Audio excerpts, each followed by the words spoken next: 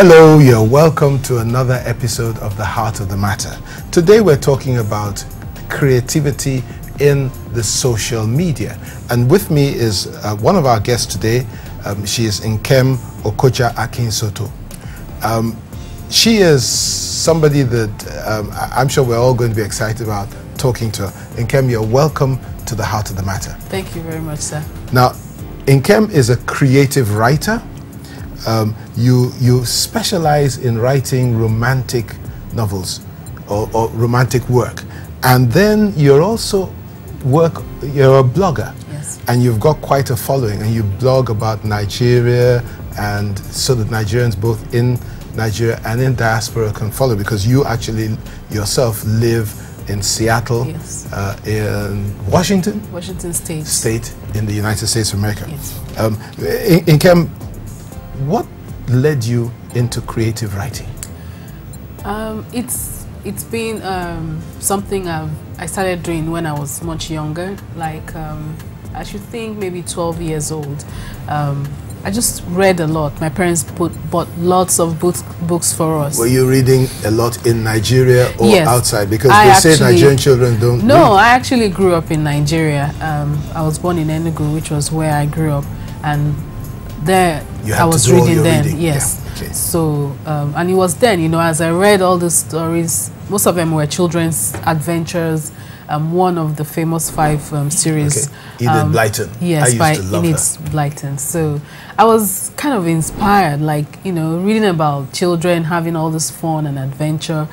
I remember some of the adventures I had myself. Like then, my parents are from Delta State, so during Christmas we would go to Delta State, okay. And we had fun because it was vacation and there was no school, so we had fun. So I was motivated to write about such adventures I had with my sisters and siblings, but make it more fun, like fictionalize it and just write about little girls having fun.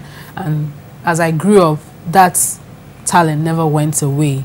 And more recently, when I moved to the United States in 2009, I decided to revive that part of me. Okay. So I went back to writing.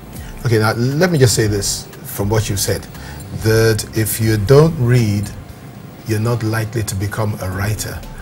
For the benefit of the young people out there who want to become writers, you've got to start reading. Yes, okay. Definitely. Now, you have a pen name, Mine Whitman, so that people looking for you on the blog or what have you shouldn't be looking for Nkem Akinsoto, but be looking for Mine Whitman. Yes. Okay. And Mine Whitman is more of a translation of my real name, Nkem Okotcha. Okay. So it actually started when I was much younger. When I was in secondary school, I was still writing those stories and sharing them with my friends. And some of the books I read then were written under pen names. Okay. When I discovered this as an older, maybe 15, 16, it was very interesting for me. So I preferred to write under a pen name to give to my friends to read those little scribbles I had then. So Did they know there was a pen name, or you just gave it to them and said, oh, I think some of them guessed, because it's an obvious, if for people who are Igbo, it's an obvious translation. Okay. Yes. So, and since then, I decided to use it again when I started writing. Have you actually written any novels? I have written 2 books that are published. Yes. Okay, wonderful. And could you tell us what they are? Okay, the first one was published in 2009, and it's titled A Heart to Mend. Okay. The second one is A Love Rekindled, published last year, 2011. Oh, wonderful. So you can get them. Yeah, Amazon.com. Amazon.com, definitely, most online bookstores, and also in a few Nigerian bookstores. Okay. Yes. Now, what about self-publishing? Because you published your books yourself. Yes. Self-publishing has, the profile has risen in the past few years. It's always been there. It used to be called vanity publishing, where some people, if they couldn't find publishers, would publish themselves. Or if you felt you had a very small market, you could publish your books yourself, especially for that market.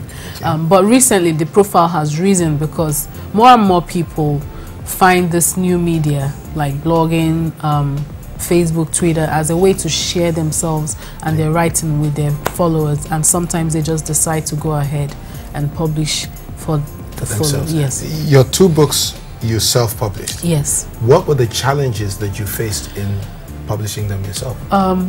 One of the challenges was getting an editor who I could trust to work with me.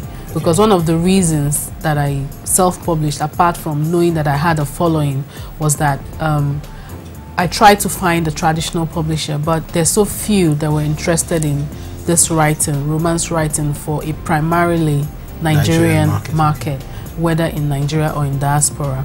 So I wanted an editor who wouldn't want me to change so much of the book or the story. So getting that, and someone who could do a good work, was the challenge, as well as promoting myself to an even wider audience. Like at the time I published my first book, I think I had like 100 followers.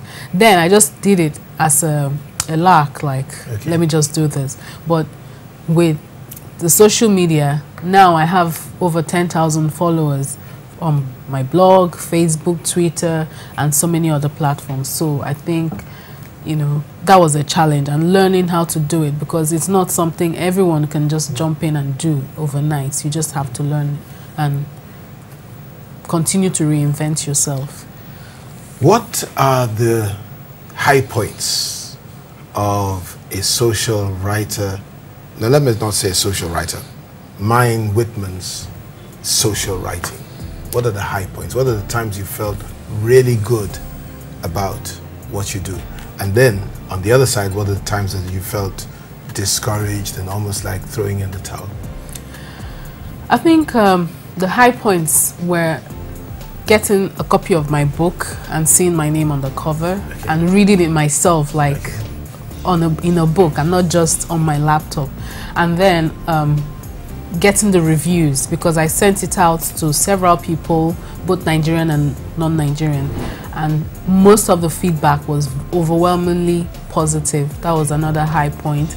And then since then I get emails, not just about relationships, but people who just say, oh, I enjoyed reading your book. You know, when I wake up and I open my email and I get those emails, I read them, it really makes me happy. And then also when people do send those problems they have and I proffer my suggestions and they write back saying, thank you so much, I appreciate your help. Those are really nice points for me. A high point that is coming is when you hit the bestseller list.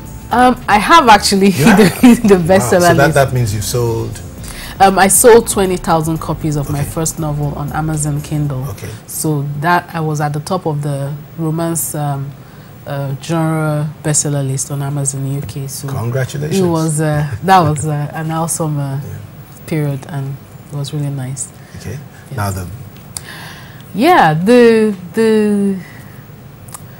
it's still, let me say, self-publishing is still very, very challenging. There are some people who still do not accept it fully as the same as traditional publishing. And when I come across people who not only feel it's not as good, but who are not open-minded enough to even give you a chance to even read what you've put on the table, it kind of makes me sad, like, oh, maybe I should have waited. Maybe I shouldn't have, you know, but I think overwhelmingly the positives outweigh the outweigh the negatives. But then one of the challenges I imagine with self-publishing is capital. Oh, okay. You have to fund it yourself. Yes, you have to fund it yourself. But why I didn't mention that is that I did do a lot of research, and what I found is that it can be as cheap as almost free if you go through the right channels to self-publish.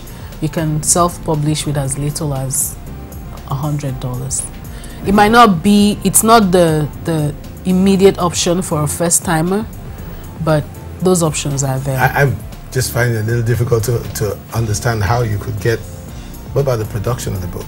Surely that would cost more. Well, you know, it's called print on demand. Okay. So what you do is that the publishers or the printers this time, they don't have to print so many. Okay. So what they do is when people order, then they print it. So you don't have to put down that much money. And then also you have Kindle. So Kindle is an ebook publishing, so you don't need physical books. So you just upload your stuff on the internet and you're good to go. Tell us about Niger Stories. Okay, Niger Stories was an idea that came after my first book was published. Not only was I getting fan mail about my novels, I was getting mail from aspiring writers who either wanted me to advise them or to tell them, you know, how I did my own and how they could go about getting more visibility for their work. So I decided to start. First of all, I did a collaborative story on my blog then, and it was so popular. So I said, I can't keep this on my blog. I need to give it out so that everybody can have a stake on it. So I set up another website where people can register and have their own blogs and write and share their own stories. And mostly Nigerians who are, or most of the aspiring writers are Nigerians, so I called it Niger Stories. Okay, and they're mostly in the romance? No. Okay. This is more general now. People write on various genres. The only commonality is that the protagonists, the characters in the stories are Nigerian. Okay. So you have all sorts: Christian, romance, thrillers, literary, all forms. Anything about governance? Definitely. That's a subject that is... Yes. So we also accept articles, but we feel that there are sites that are more dedicated to articles on governance, and so we kind of promote more of the fiction side, but we also accept articles if we feel like during the topical periods, like during the elections, during the 50th anniversary, we actually called for specific articles and stories to deal with this specific point in our national lives. Okay, we'll be back in a moment. Viewers, stay tuned. We're going to come back to talk to Nkem later on in the program. When we come back from our break, we'll be talking to our next guest, Bukola Ogunyemi. Stay tuned.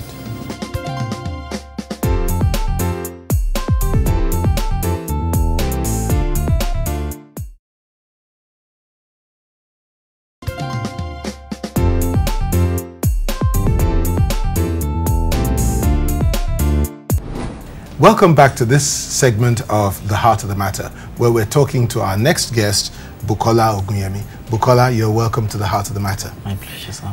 You're a writer, you're a teacher, and a social evangelist. Yes, sir. And you have lots and lots of followers on social media such as Twitter. Yes, sir. And then on top of that, you've got a website called zebbook.com, on which a lot of people post their blogs on politics, governance, current affairs, and so on and so forth. Yes. So that already is quite an accomplishment. Now, please tell me, deliver me. I want to know what social evangelism is. Yeah, social evangelism is a concept I came up with to describe the role I think God has given to me to play in the society. Social evangelism means being a practice.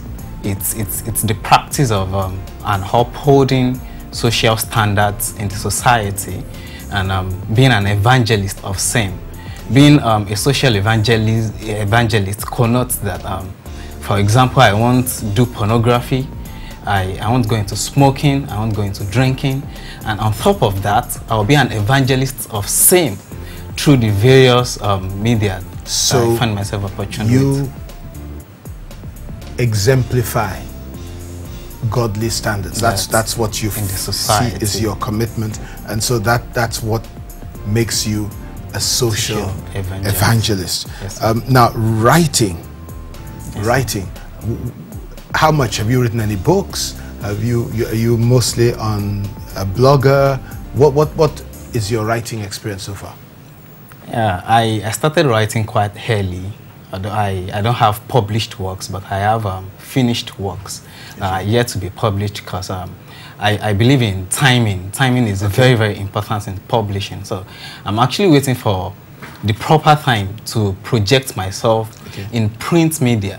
Do you believe in the future of this nation? Because you have a lot of writing about politics and governance, and you're involved in that. Does Nigeria have a future in your view? Nigeria does have a future. Great. And it's in her hands. I say something. God made heavens and the earth. He chose heavens for himself, to reside. And from what we have, from the accounts we have, heaven is a beautiful place to be. But how has He given unto the sons of men to manage? The future of Nigeria is in our hands, not in the hands of God, because He has actually given us Nigeria. It over to us. He has handed it over to us. It's left to us to manage what we have. But I do believe Nigeria still has a future. If Nigeria does not have a future, then we still won't be here trying to get things right. Yeah, the road has been bumpy and everything, but the future still looks bright. Not just that we have a future, I believe it's bright. Now, how can you, dealing with our youth, inspire them through your writing to get to that place where they are also making a valuable contribution to our development as a people? Yeah, I always say something. Don't just write rhetorics. Don't write theories. Use your life as an example to these people. Let them know, okay, you're not the worst person in the world. Whatever it is you've gone through, some people have gone through